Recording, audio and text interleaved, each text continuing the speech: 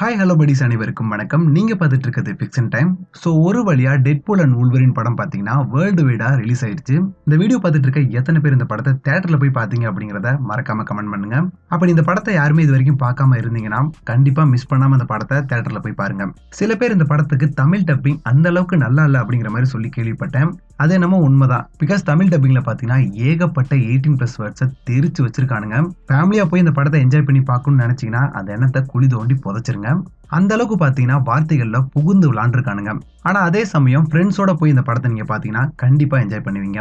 So இந்த ஒரு வீடியோல நான் எந்த ஒரு ஸ்பாய்லர்ஸுமே கொடுக்க போறது இல்ல. ஜென்ரலா மூவி எப்படி இருக்கு, எந்த மாதிரி ஆடியன்ஸ்க்கு இந்த மூவி செட் ஆகும் அப்படிங்கறத பத்தி ஓரளா நம்ம இந்த வீடியோல பார்க்கலாம். ஃபர்ஸ்ட் ஆஃப் ஆல் இந்த படத்துல ஒரு 3 பேர் முக்கியமான ரோல்ல பிளே பண்ணிருக்காங்க.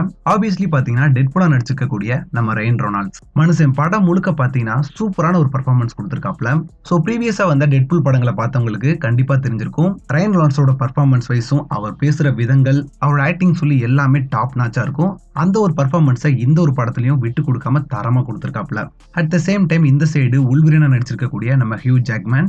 ஸோ இந்த படத்துல ஹியூ ஜாக்மேன் பாத்தீங்கன்னா ஒரு டாப் நாச்சான பெர்ஃபார்மன்ஸ் கொடுத்திருக்காரு. படம் முழுக்க வந்து பாத்தீங்கன்னா விசில் பறந்துகிட்டு தான் இருந்துச்சு. எதனாலன்னு சொல்லி பாத்தீங்கன்னா டெட்பூலுக்குன்னு சொல்லி ஒரு தனி ஃபேன் பேஸ் இருக்கு.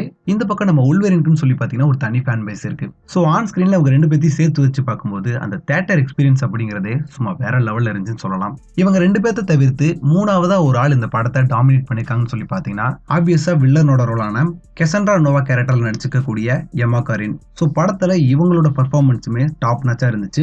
இந்த 3 மெயின் கேரக்டர்ஸ் தான் இந்த படத்தை மொத்தமாவே டாமினேட் பண்ணிருக்காங்க. இதை தவிர்த்து பாத்தீங்கன்னா இந்த படத்துல ஏகப்பட்ட கேமியோஸ் இருந்துச்சு.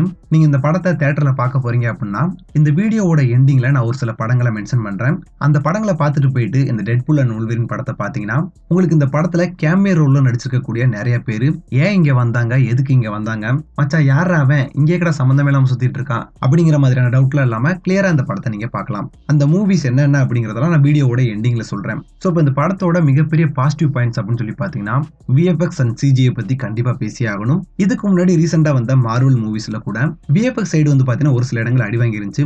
பட் இந்த படத்துல வந்து பாத்தீங்கன்னா அந்த VFX அண்ட் CGI ஒர்க்லாம் பக்காவா பண்ணிருக்காங்க. எந்த இடத்துலயுமே அந்த அளவுக்கு பெருசா பிசுறு அடிக்கலங்க. படத்தை நீங்க பார்க்கும்போது கண்டிப்பா அதை எக்ஸ்பீரியன்ஸ் பண்ணுவீங்க. அட் த சேம் டைம் இந்த படம் வந்து பாத்தீங்கன்னா அவெஞ்சர்ஸ் எண்ட் கேம் அளவுக்கு இருக்கும் அப்படின்னு சொல்லிட்டு ஒரு ஹைப் சுத்திக்கிட்டு இருந்துச்சு. அந்த ஒரு ஹைப்பை இந்த படம் பூர்த்தி செஞ்சுச்சான்னு சொல்லி கேட்டீங்கன்னா கண்டிப்பா இல்ல.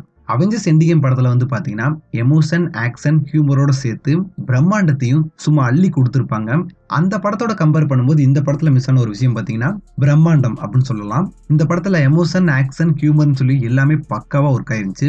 பட் அவெஞ்சர்ஸ் எண்ட் கேம் அளவுக்கு பிரம்மாண்டம் இந்த படத்துல இல்ல. ஒரு நார்மலான டெட்பூல் 1 and 2 படம் பார்த்த மாதிரி தான் உங்களுக்கு இந்த படமும் ஃபீல் ஆகும். எதனால இந்த ஒரு பாயிண்ட்டை நான் பின் பண்ணி சொல்றேன்னா இந்த படம் பார்க்க போற நிறைய பேர் அவெஞ்சர்ஸ் எண்ட் கேம் அளவுக்கு பிரம்மாண்டமா இருக்கும்னு நினைச்சிட்டு போறாங்க.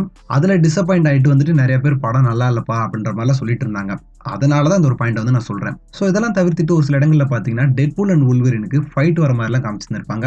ஆப்வியஸா நீங்க ட்ரெய்லர்லயே அதெல்லாம் பார்த்துருந்துருப்பீங்க. அந்த ஒரு ஃபைட் போர்ஷன்ஸ் எல்லாமே வந்து பாத்தீங்கன்னா உண்மையாவே வந்து பாத்தீங்கன்னா சூப்பரா இருந்துச்சு.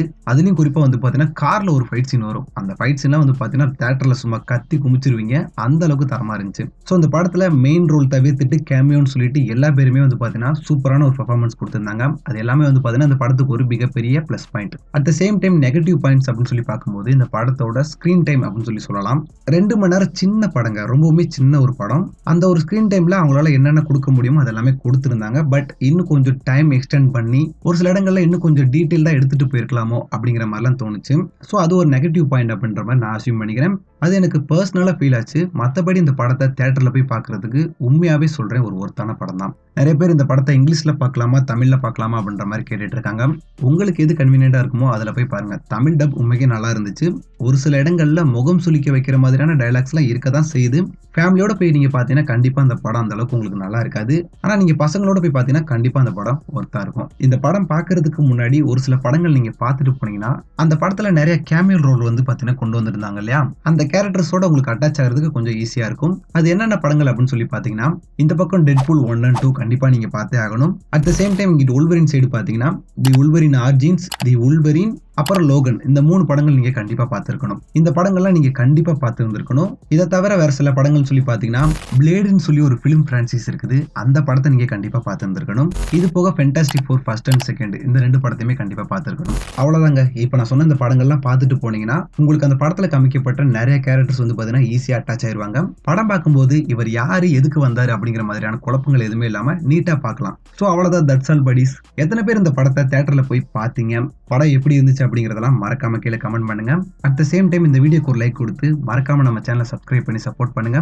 மீண்டும் ஒரு நல்ல வீடியோல உங்களை வந்து பார்க்குறேன். நன்றி, வணக்கம்.